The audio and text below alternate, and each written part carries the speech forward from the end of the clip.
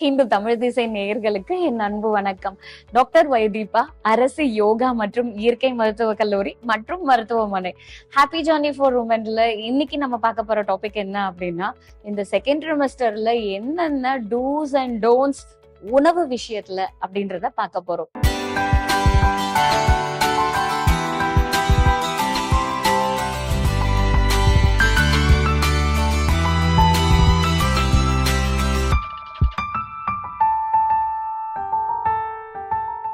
First எந்த உணவுகள்லாம் நம்ம எடுத்துக்கணும் அப்படின்னு பாத்தீங்கன்னா, இது ரொம்ப ரொம்ப குரூஷியலான பீரியட். நான் ஏற்கனவே சொன்ன மாதிரி இந்த நேரத்துல குழந்தையோடைய வளர்ச்சி, குறிப்பா குழந்தையோடைய growth அண்ட் டெவலப்மெண்ட், அதுவும் முக்கியமா ஆர்கன் டெவலப்மெண்ட்ஸ் எல்லாம் இருக்கிறதுனால நம்ம கம்பல்சரி நம்ம சாப்பிடுற உணவு ரொம்ப நியூட்ரிஷியஸா இருக்கணும்.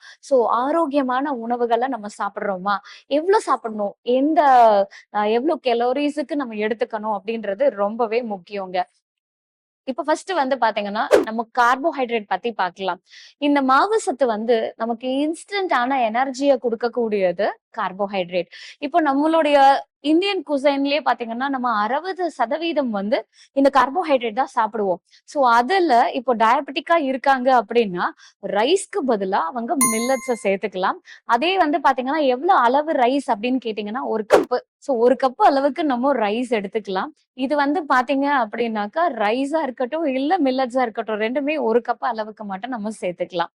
அதே டயட் பிளான்ல இந்த கார்போஹைட்ரேட்டோட ரோல் என்ன அப்படின்றத கண்டிப்பா தெரிஞ்சுக்கணும். என்ன அப்படின்னு பாத்தீங்கன்னா, எனர்ஜி லெவல் மட்டும் இல்லைங்க, நம்மள வந்து ரொம்ப பூஸ்டப் பண்ணி நம்மளுடைய பேபியோடைய மூவ்மெண்ட்டையும் அதிகமாக்குறதுக்கு இது வந்து ஹெல்ப் பண்ணுது. எப்படி அப்படின்னா, நம்ம சாப்பிடுற உணவு நம்ம மாவு சத்தா உள்ள எடுக்கும் போது அது பிரேக் டவுன் ஆகி குளுக்கோஸா இது கன்வெர்ட் ஆகுது. இந்த குளுக்கோஸ் வந்து செல்லுல இருந்து செல்லுலார் ரெஸ்பிரேஷன் மூலமா அது யூட்டிலைஸ் ஆகும்போது நமக்கு அந்த எனர்ஜி கிடைக்குது. சோ அப்போ அந்த ட்ரிமெஸ்டரை ஃபுல்லா நம்ம ரொம்ப எனர்ஜெட்டிக்கா இருக்கணும் அப்படின்னா, கண்டிப்பா நம்ம கார்போஹைட்ரேட் எடுக்கணும். சோ அது வந்து என்ன மாதிரி கார்போஹைட்ரேட்ன்றத நம்மளுடைய கண்டிஷன்ஸ பொறுத்து டிசைட் பண்ணிக்கலாம், டாக்டரை கன்சல்ட் பண்ணி. 2வது ஃபேட். ஃபேட் கண்டிப்பா தேவைங்க. ஏன்னா, குழந்தையோடைய பிரெயின் டெவலப்மெண்ட்டுக்கும், ஐ டெவலப்மெண்ட்டுக்கும் நமக்கு அந்த ஃபேட் அப்படின்றது ரொம்ப ரொம்ப அவசியம். ஆனா அதுவே வந்து டிரான்ஸ் ஃபேட்டா இல்லாம, டிரான்ஸ் ஃபேட்னா என்னன்னு கேட்கலாம் நீங்க. டிரான்ஸ் ஃபேட்னா இப்ப வந்து இந்த காற்றில் ஒரு பாக்கெட்ல அடைச்சு நிறைய இந்த சீஸ்ல வந்து கொஞ்சமா நம்ம சாப்பிடலாங்க. ஆனா அதே வந்து இப்ப பர்கர் இத மாதிரி எல்லாம் எடுத்துக்கிட்டோம்னா, அதுல அதிகமான சீஸ் சேர்க்கறதா இருக்கு. ப்ராசஸ்டு ஃபுட், ப்ரிசர்வ்டு ஃபுட் எல்லாம் வந்து, ஃப்ரைடு ஃபுட் எல்லாம் வந்து டிரான்ஸ் ஃபேட்ல வரும். நம்ம என்ன ஃபேட் எடுத்துக்கலாம் அப்படின்னா, ஹெல்தியான ஃபேட்டை நம்ம எடுக்கும் போது அது வந்து நம்மளுடைய பேபியோடைய பிரெயின் டெவலப்மெண்ட்டுக்கும் விஷனுக்கும் வந்து அது ரொம்பவே சப்போர்ட் பண்ணும். அதனால நம்ம சாப்பிடுறதுல ஒரு நார்மலான ஆயில் நம்ம சேர்த்துக்க கூடியதா இருக்கட்டும், நட்ஸ் எடுத்துக்கிறதா இருக்கட்டும், அதே நேரத்துல நம்ம சாப்பிடக்கூடிய நான்வெஜ்ல இருக்கக்கூடிய ஃபேட்டா இருக்கட்டும், ஹெல்தியானதா இருக்கும். அடுத்தது புரோட்டீன். புரோட்டீன் எதுக்கு தேவைன்னா, டிஷ்யூ டெவலப்மெண்ட். ஸோ டிஷ்யூ அப்படின்னு எடுத்துக்கிட்டோம்னா, growth and development of the baby. So அதோடைய தசைகளா இருக்கட்டும், ஆர்கன் டெவலப்மெண்டா இருக்கட்டும், ஸோ இந்த மாதிரி டிஷ்யூஸ் எல்லாத்துக்குமே வந்து புரோட்டீன் ரொம்ப ரொம்ப முக்கியங்க. ஸோ அப்போ அந்த புரோட்டீன் லீன் புரோட்டீனா இருக்கிறது நல்லது. லைக் இந்த பீன்ஸ், லென்டில்ஸ், செரல்ஸ் இந்த மாதிரி எல்லாம் நம்ம சேர்த்துக்கிறது நல்லது. தினசரி ஒரு முட்டை கம்பல்சரி சாப்பிடணும். நீங்க வெஜிடேரியனா இருக்கீங்க அப்படின்னா, நீங்க அந்த பீன்ஸ் வெரைட்டியை ஜாஸ்தி சேர்த்துக்கலாம். முளைக்கட்டின பயிறு, சுண்டல், அதுக்கப்புறம் கொண்டக்கடலை, இந்த மாதிரி எல்லாம் நம்ம சாப்பிடும் போது நமக்கு தேவையான புரோட்டீனை நம்ம எடுத்துக்கிறதுக்கு இது ஹெல்ப் பண்ணுது. சோ அப்போ அது பேபியோடைய டெவலப்மெண்ட்டையும் ரொம்பவே சப்போர்ட் பண்ணும். அடுத்தபடியா பார்த்தோம்னா மினரல்ஸ்.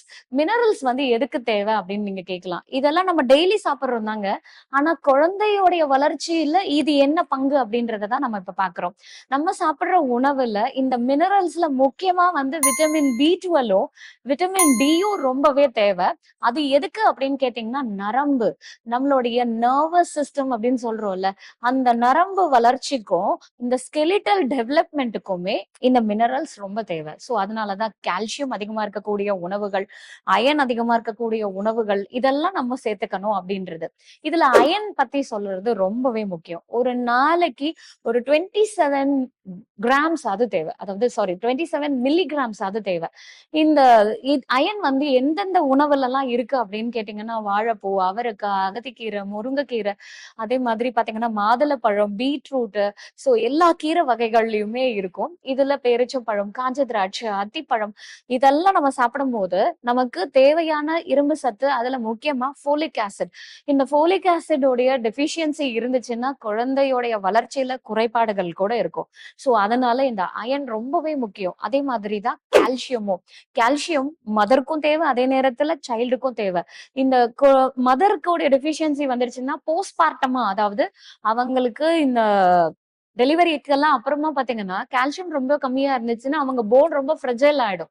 அதாவது ஈஸி ஃபார் ஃபிராக்சர் அப்படின்ற மாதிரி ரொம்ப வீக் ஆயிடும். சோ அப்போ இந்த நேரத்துல பேபியோடைய டிமாண்டையும் நம்ம வந்து கரெக்ட் பண்ணணும், மதரோடைய இன்டேக்கையும் நம்ம கரெக்ட் பண்ணணும். சோ அப்போ அதுக்கேத்த மாதிரி இந்த உணவுகளை நம்ம இந்த ட்ரிமஸ்டர்ல நம்ம அதிகமா சேர்த்துக்கிறது ரொம்ப ரொம்ப முக்கியமான ஒரு விஷயம். இன்னும் இந்த மாதிரி நிறைய ஹெல்த் இன்ஃபர்மேஷனோட உங்களை அடுத்த வீடியோல சந்திக்கிறேன். நன்றி, வணக்கம்.